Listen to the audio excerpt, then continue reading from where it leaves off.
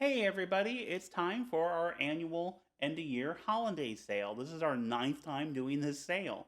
This year we're running from November 11th through the 23rd. If you're a regular, you know how this works.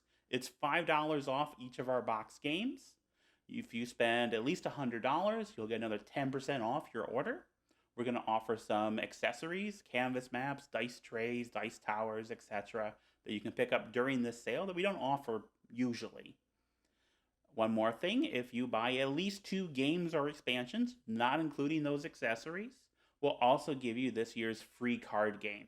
And the free card game this year is Hobson's Horses. Hobson's Horses is an auction game for 4 or 5 players. Each round, new horses get dealt out. I drew these horses myself. Can you tell that I drew them myself? And players each make one bid. Now, you can bid higher or lower than the players that came before you, but your bid has to be a different amount than those other bids. And the player who ends up with the highest bid takes the leftmost card in the line, and the second highest the next card, and so on. And each has two traits that will score at the end of the game, which can be positive or negative. So maybe you really want the second horse. How do you bid high enough so you're not third, but not too high because you don't want to be first? And how does your place in the turn order and the people around the table with you change that calculation? Many people wait for Hollandays to order from us, and if you're wondering, Amabel, is it stressful doing over half your sales during 2 weeks at the end of the year and going through the rest of the year with no idea how much money you're going to make? Yeah, a little bit. Let's do a quick rundown of what we released this year. Doomed is an expansion to table battles about lopsided, hopeless battles. One side just cannot win mathematically, but they can fight as hard as they can, and they score points that will carry over the course of 3 out of the game's 6 scenarios. Beware the Ides of March is an operational hex encounter campaign game from John Tyson covering the Liberator's Civil War. We also released an expansion scenario, Crossing the Rubicon, which covers Caesar's Civil War. Striking Flint is our first cooperative game designed by John DuBois. It recreates a major victory in American labor history, the 1937 sit-down strike in Flint, Michigan, which forced recognition of the UAW. Comet is a challenging solo game from Brad Smith, set in occupied Europe during World War II. You are civilians running clandestine operations, escorting downed Allied airmen through enemy territory and back home. This year, we also have 4 releases in our small box line. These are affordably priced and often aggressively experimental games. $10 Words is a weird hybrid of auction game and word game, but then she came back as a bleak horror game about being trapped in an abusive dynamic with a loved one who has returned from the dead. City of Six Moons is our alien game you have to translate yourself, and we've never had something take off the way this one has. In fact, we had a bunch of other games on our schedule this year, and those games are done and ready, and we pushed them all to next year because we needed to focus on meeting the demand for Six Moons and preparing to meet the demand for the game during the sale. We also have one more game releasing alongside the sale, and that is 4x2 She Made Another One. But why though?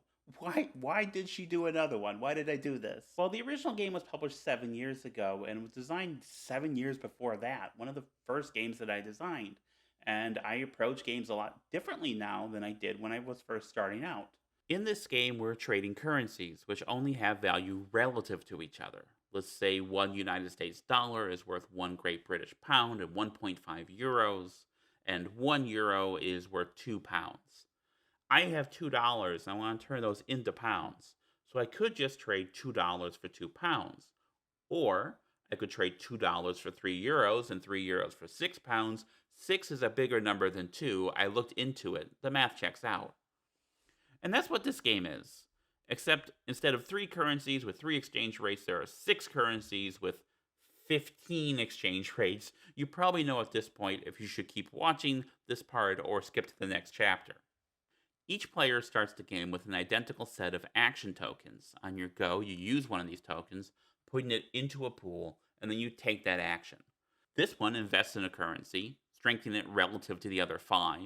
You remove the leftmost currency for one of these 2 rows, spend 2 of that currency, and fill in one of your investment bubbles. You can do this twice in one action, provided you are investing in two different currencies. Now, this action sells off some of your investments in a single currency. When you do this, everyone else at the table is allowed to sell off some of their investments in the same currency that you chose. And the currency is weakened by one step for every bubble the table sells. This action lets you make those futures contracts, putting them into the contract queue. You can even make contracts promising money you don't have yet, but you plan or hope to have by the time the contract is resolved.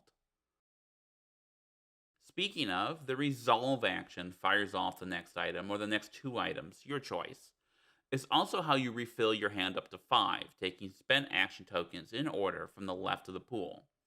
You might have started with identical hands, but we're going to diverge pretty quickly, and that gives 4x2 a lot of its juice. The original 4x was pretty divisive. There were a number of people who felt that the resolve action in particular was too weak or kind of a poison pill, and maybe they're right. Um, I have my own thoughts about that, but I also know there's a lot of things that I was absolutely sure of 14 years ago, 7 years ago, and it turns out I was very wrong about those things, right? So this could be another one of those. If you like the original game, you will probably like this one. It has the same core, but with some fun new levers to pull. If you bounced off the original game for being too deterministic or because you felt that resolve action was too weak, maybe give this one another look. I think it's a much crunchier, smoother, more streamlined experience. And because we're using dry erase markers instead of hundreds of cards, we're able to offer it at a more affordable price point. There are a few titles that will be leaving our catalog at the end of this sale, so this will be your last chance to pick up these games. The Sioux line is a weird abrasive train game I designed where I took some of the base assumptions behind quote unquote good train game design and tried something different. For example, there are fewer train companies than players, so some players aren't operating companies during the game, only investing in them. Another train game leaving the station is Travis Hill's Westward Rails. I really love this game. It's in conversation with the kinds of train games that were made in like 2007, an era for which I have a lot of affection. We're also saying goodbye to the war games Brave Little Belgium and White Eagle Defiant from Ryan Heilman and Dave Shaw. Now, Ryan started his own company, Warfrat Games, and he has plans to do new editions of these at some point further down the road. But they'll be off the market for a while, and this is your last chance to grab the Hollandspiele editions. So it's a little sad watching these two go, but I'm really happy as to the why. We like giving designers their start and then watching them move on to bigger things. So watching Ryan start with us and then move on to be a developer and a publisher in his own right, that's been so gratifying. That's exactly the kind of thing we want to be doing. So I'm really looking forward to see what he does with these games. Hollandspiele is a print-on-demand company, and that means each of our games is printed and assembled one at a time. We don't go to a warehouse and pull a game off a shelf and ship it to you. There is no game on a shelf. There is no warehouse. Every bag of wood bits is counted and packed by hand. If you get City of Six Moons, chances are I put this together for you. I've been doing this for the last couple months.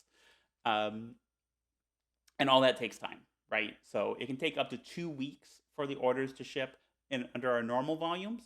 And these are not normal volumes. It can take longer than 2 weeks for your Hollandays order to ship. So please be patient. Also, I'm moving in the next couple of weeks. So that also is going to impact things. So again, just please be patient. Thank you.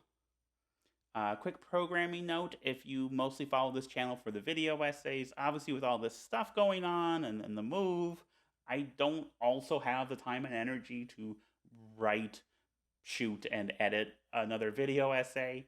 So there won't be one this month. There will be one next month, and I want to thank my Patreon producers for making that work possible. I also just want to thank all of Hollandspiele's customers, old and new, from Mary, Monster, and me, for making this whole thing possible. It is so crazy to me that this is my job, that I get to make the games I want to make, the way I want to make them, and I make a living at it. It shouldn't work, and I'm so glad it does, and it does because of you, so thank you.